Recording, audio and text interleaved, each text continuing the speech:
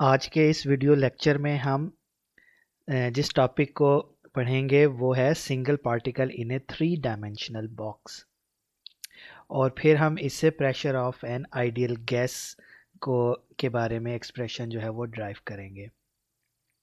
ये जो टॉपिक है ये आखिरी जो टॉपिक हमने पढ़ा था जिसमें हमने एक सिंगल पार्टिकल को एक वन डायमेंशनल बॉक्स में स्टडी किया था, उससे बहुत मिलता जुलता है। तो हम बहुत सारी हमारी जो डेरिवेशन होंगी इस आर्टिकल के अंदर वो लास्ट वाले आर्टिकल से मिलती जुलती होंगी।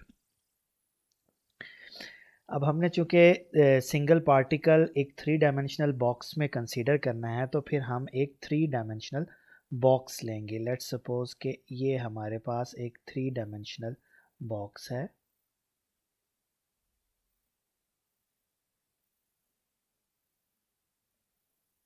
और इसके अंदर कोई पार्टिकल जो है वो मौजूद है, एक सिंगल पार्टिकल।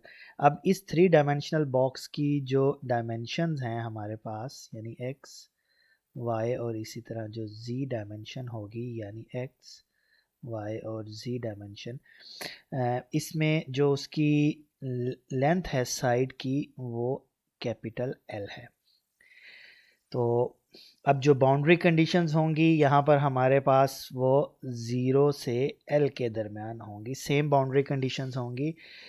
यानी अगर हम इसको हर डायमेंशन में एक सिंगल पोटेंशियल वेल होगा जिसकी बाउंड्री कंडीशन जो ज़ीरो और एल होंगी, तो हम जो भी इक्वेशन लिखेंगे वो इन बाउंड्री कंडीशन को, जो भी वेव फंक्शन लिखेंगे वो इन बाउंड्री कंडीशन को सेटिस्फाई करना लाजमी होगा। अब अगर हमारे पास ये एक बॉक्स है तो अगर हम इसको रेप्लिकेट कर दें n-1 टाइम्स तो हमारे पास जो अगर हम इसको रेप्लिकेट कर दें, लेट्स सपोज कि m-1 टाइम्स जो है हम इसको रेप्लिकेट कर दें तो हमारे पास जो इंसेंबल बनेगा, ठीक है, वो हमारे पास क्या होगा, गिब्स इंसेंबल बन जाएगा, गिब्स इंसेंबल। यानी हम इसको इस डायमेंशन में भी इंक्रीज कर दें, हम इसको इस डायमेंशन में भी, इस डायमेंशन में भी, ऐसे भी और फिर ऐसे भी, इधर भी, इधर भी और ऐसे भी, ऐसे भी, ऐसे भी, ऐसे भी, ऐसे भी।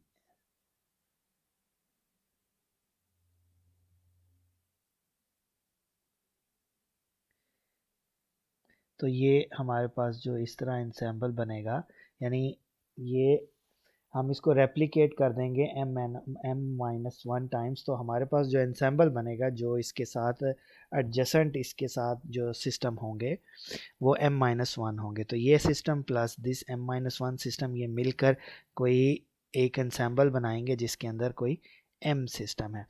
तो अब लास्ट आर्टिकल की तरह हम क्या करेंगे, सबसे पहले इसका वेव फंक्शन निकालेंगे, उसके बाद फिर हम एनर्जी आइगन वैल्यूज़ को कैलकुलेट करेंगे, उसके बाद फिर हम उस एनर्जी आइगन वैल्यूज़ की बेस पे जो है पार्टीशन फंक्शन को राइट डाउन करेंगे और फिर एंड में हम उस पार्टीशन फंक्शन को यूज़ करते हुए थर्मोडायनामिक्स को स्टडी करेंगे single particle in A three dimensional box. तो अब चूँकि हमारे पास एक थ्री डायमेंशनल बॉक्स है जिसकी कि लेंथ एल है, तो इसके लिए हमारे पास जो श्रोडिंगर वेव इक्वेशन होगी अब वो three dimensional Schrodinger wave equation होगी, तो ये हम यहाँ पर डेल्टा स्क्वायर लेंगे। फंक्शन हमारे पास चूँकि वेव फंक्शन जो है अब उसमें तीन डायमेंशन है एक्स वाई जी, तो यहाँ पर हम उसको फाई आई एक्स वाई जी से रिप्रेजेंट करेंगे। अब यहाँ पर आई जो है वो ये शो कर रहा है कि जो इसके क्वांटम नंबर्स हैं n1 n2 और n3, ये आई की वैल्यू n1 n2 और n3 है और ये x y और z डायरेक्शन में रिस्पेक्टिवली हैं, ये n1 n2 और n3 नंबर्स जो हैं। अब ये जो वेव फंक्शन है लास्ट टाइम हमने स्टडी किया था तो हमने देखा था कि वो हमारे पास साइन वेव फंक्शन है, साइनोसाइडल वेव फंक्शन है। हम इसको कोसाइन क्यों नहीं ले सकते, कोसाइन इसलिए नहीं ले सकते कि फिर जो हमारी बाउंड्री कंडीशंस हैं वो सेटिस्फाई नहीं होगी, साइन के साथ ही ये बाउंड्री कंडीशन सेटिस्फाई होंगी। तो ऑल n1 n2 और n3 जो होंगे ये एक तो पॉजिटिव होंगे और नॉन ज़ीरो होंगे, पॉजिटिव एंड नॉन ज़ीरो होंगे।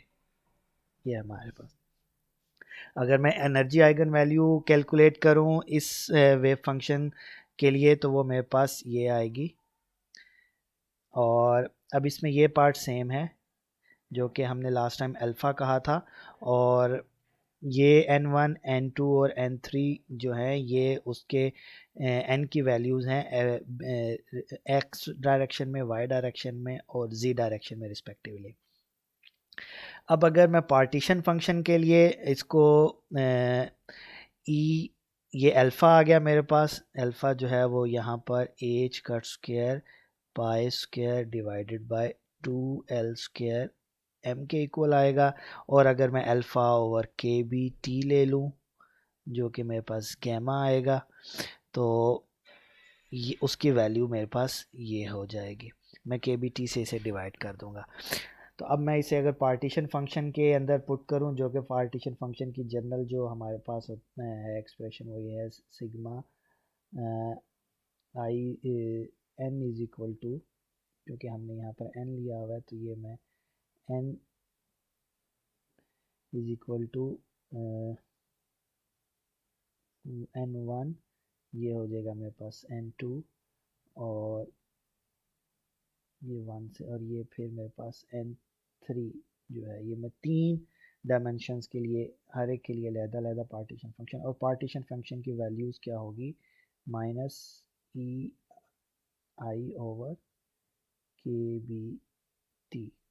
अब ये जो ई आई है, ई आई से मुराद यहाँ पर ये होगी कि ये ई n1 plus n2 plus n3 हो जाएगी। तो जब हम इसे गैमा की टर्म्स में लिखेंगे तो वो ई की power minus gamma n1 square n2 square plus n3 square हो जाएगी। तो ये हमारे पास पार्टीशन फंक्शन की एक्सप्रेशन आएगी। तो अब इसको हम x और y और z डायरेक्शन में लहदा कर सकते हैं, यानी ये पार्टीशन फंक्शन जो होगा x डायरेक्शन में, ये y में और ये z में। अब गैमा हमारे पास चूँकि बहुत स्मॉल वैल्यू है, तो अगर हम l को अब हम इसकी अप्रॉक्सीमेशन ऐसे लेते हैं कि l जो है वो सफिशेंटली लार्ज है जिसने गैमा को बहुत स्मॉल कर दिया है, तो हमारा जो समेशन है ये इंटीग्रल से रिप्लेस हो जाएगी। हम इसको इस तरीके से लिख सकते हैं, और फिर हर इंटीग्रल को जब हम सॉल्व करेंगे तो इस इंटीग्रल की जो सोल्यूशन है वो गाउसियन इंटीग्रल को यूज़ करते हुए, जो कि स्टैंडर्ड इंटीग्रल है, तो हमारे पास पाई ओवर 4 पाई गैमा 1/2 ये x के रिस्पेक्ट से आ जाएगी, फिर इसी तरह ये y की रिस्पेक्ट से आ जाएगी, और फिर इसी तरह ये z की रिस्पेक्ट से आ जाएगी। अब इसके अंदर हम गैमा की अगर वैल्यू पुट करें तो हमारे पास ये 3 वैल्यूज़ आ जाएंगी गैमा की वैल्यू पुट करने के बाद। अब ये देखेंगे पावर 1/2 है और ये अंदर का फैक्टर सेम है, तो ये पावर ऐड हो जाएगी, तो ये हमारे पास 3/2 आ जाएगी। तो हमारे पास z जो है वो इस टर्म में आ चुका है। अब हम z को फर्दर सिंप्लीफाई करते हैं, हम l स्क्वायर को ज़रा बाहर लेकर जाते हैं, तो ये हमारे पास l cube into this factor हो जाएगा। अब l क्यूब किसी भी एक 3 डायमेंशनल बॉक्स का जिसकी लेंथ l हो, वहाँ पर l क्यूब जो होता है ये उसके वॉल्यूम के इक्वल होता है। तो हम इसको l क्यूब को जो है वो v से रिप्लेस कर सकते हैं, तो मैंने यहाँ पर उसे v कर दिया है। अब अगर मैं, चूँकि अब इससे थर्मोडायनामिक्स को स्टडी करना है, तो मैं इस पार्टीशन फंक्शन जो कि हमने अभी कैलकुलेट किया है इसकी नेचुरल लॉगरिथम ले लूँगा ln(z), तो ये ln(v) इंटू दिस फैक्टर। अब ये इसको अगर मैं ओपन करूँगा, चूँकि प्रोडक्ट है दोनों का, तो ये ln(v) प्लस पावर नीचे आ जाएगी 3/2 ln m K B T divided by 2 pi H का स्क्वायर। तो ये मेरे पास जो है वो ln natural logarithm of z यानी पार्टीशन फंक्शन है की एक्सप्रेशन आ गई मेरे पास। अब इसी एक्सप्रेशन को यूज़ करते हुए, जो कि natural logarithm of partition function की जो एक्सप्रेशन है, मैं जो है वो थर्मोडायनामिक्स को स्टडी कर सकता हूँ single particle in a 3 dimensional box. तो फ्री एनर्जी क्या होगी, वो मैं, मेरे पास चूँकि F is equal to minus K B T L N G होती है, एल एन जी की वैल्यू पुट करूँगा तो मेरे पास ये जो है फ्री एनर्जी आ जाएगी। इसी तरह मैं प्रेशर जो है इस सिंगल पार्टिकल का इन 3 डायमेंशनल बॉक्स के अंदर जो क्या कंट्रीब्यूशन है इस सिंगल पार्टिकल की प्रेशर के अंदर, तो वो मेरे पास P is equal to minus partial F over partial V at constant T आएगी। तो ये F मैंने कैलकुलेट किया, जब मैं इसे V की रिस्पेक्ट से इंटीग्रेट करूँगा तो ये सारी टर्म इसके लिए कांस्टेंट हो जाएगी। तो ये एल एन वी जो minus K B T over L N V, ये माइनस से माइनस प्लस हो जाएगा के बी टी ओवर वी। अगर मैं इसको रीअरेंज करूँ तो ये v इधर जाकर मल्टीप्लाई हो जाएगा, तो ये P V is equal to K B T. तो ये गैस इक्वेशन आ गई है एक सिंगल पार्टिकल की 3 डायमेंशनल बॉक्स के अंदर।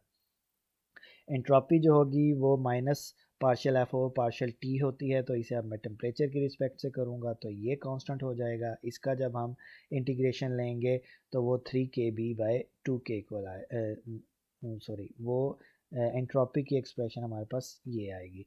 इसी तरह अगर मैं हीट कैपेसिटी को कैलकुलेट करना चाहता हूँ तो वो C V is equal to T into partial S over partial T at constant V है।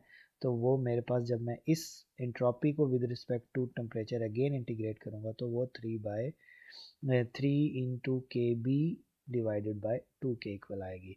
अब ये हीट स्पेसिफिक हीट क्या बता रही है, ये हमें बता रही है कि जो ट्रांसलेशन मोशन है सिंगल पार्टिकल की एक 3 डायमेंशंस के अंदर, उसकी जो हीट कैपेसिटी के अंदर जो कंट्रीब्यूशन है वो सॉरी ये 3 kb डिवाइडेड बाय 2 है। यानी इस ये फैक्टर जो है इस फैक्टर से वो कंट्रीब्यूट कर रहा है हीट कैपेसिटी में, उसकी जो ट्रांसलेशन मोशन है। चलें, ये तो हमने सिंगल पार्टिकल को स्टडी किया था। लेट सपोज कि हमारे पास सिंगल पार्टिकल नहीं है, हमारे पास n पार्टिकल्स हैं। We have n particles.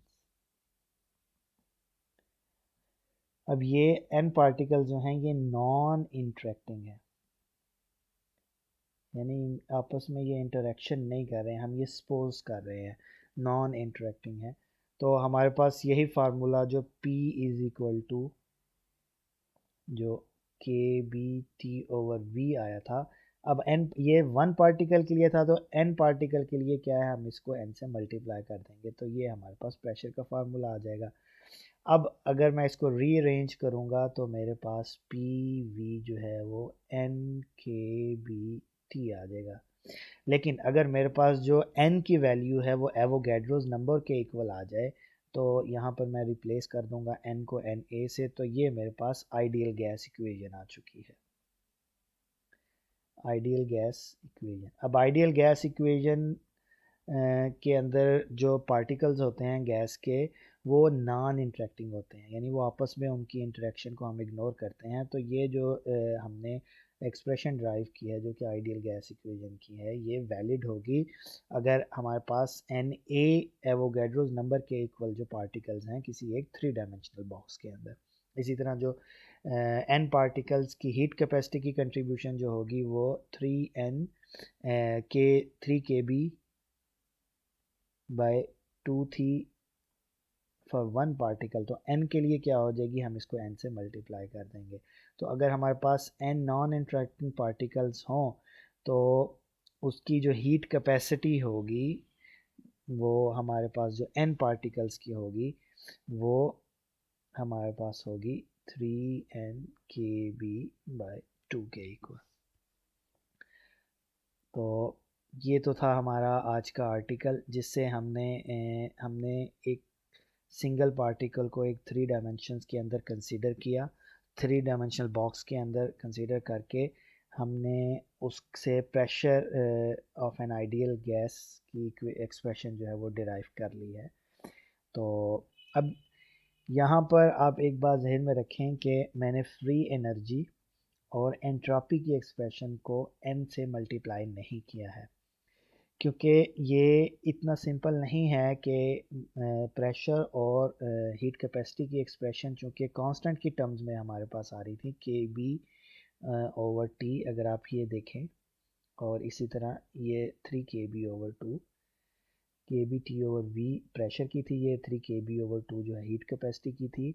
तो अब इसमें के बी जो है वो कांस्टेंट होता है। आपको पता है कैनोनिकल एंसेंबल के अंदर टेम्परेचर और वॉल्यूम भी कांस्टेंट होता है। तो ये ऑलमोस्ट कांस्टेंट वैल्यूज आ रही थी, इसलिए अगर मैंने एक पार्टिकल के लिए ये कैलकुलेट कर ली वैल्यू, तो अगर मैं उसको n पार्टिकल्स से जस्ट मल्टीप्लाई कर दूं तो मैं उस प्रेशर और हीट कैपेसिटी के फार्मूले को इस तरह लिख सकता हूँ।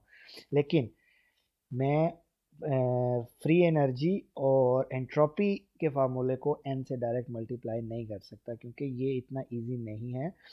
अगर हमने फ्री एनर्जी कैलकुलेट करनी है या एंट्रोपी कैलकुलेट करनी है आइडियल गैस की, जिसके अंदर Na पार्टिकल्स हों एवोगैड्रोस नंबर के इक्वल, तो हमें फिर उसका पार्टीशन फंक्शन भी ऐसा लेना पड़ेगा जो कि Na पार्टिकल्स को ही रिप्रेजेंट कर रहा हो। यानी जो हमारे पास पार्टीशन फंक्शन होगा वो भी Na पार्टिकल्स को रिप्रेजेंट करेगा। यहाँ पर हमने जो पार्टीशन फंक्शन स्टार्ट में लिया था, वो पार्टीशन फंक्शन जो है वो Na पार्टिकल्स को रिप्रेजेंट नहीं कर रहा था, वो एक सिंगल पार्टिकल को रिप्रेजेंट कर रहा था। तो अगर हमने फ्री एनर्जी और एंट्रोपी जो है उस तरीके से अगर हम कैलकुलेट करें जिसमें पार्टीशन फंक्शन जो है वो Na पार्टिकल्स को रिप्रेजेंट कर रहा हो, तो वो फिर हम जो एक्सप्रेशन एंट्रोपी की और फ्री एनर्जी की आएगी वो एक ट्रू एक्सप्रेशन होगी आइडियल गैस के लिए। यहाँ पर प्रेशर और हीट कैपेसिटी जो कि कांस्टेंट के टर्म्स में आ रही है, अगर हम इनको n पार्टिकल से मल्टीप्लाई कर देंगे तो फिर ये n पार्टिकल्स के लिए भी प्रेशर बस n टाइम्स हो जाएगा और हीट कैपेसिटी भी जो है वो n टाइम्स हो जाएगी। उम्मीद है कि आपको आज का आर्टिकल समझ आ चुका होगा।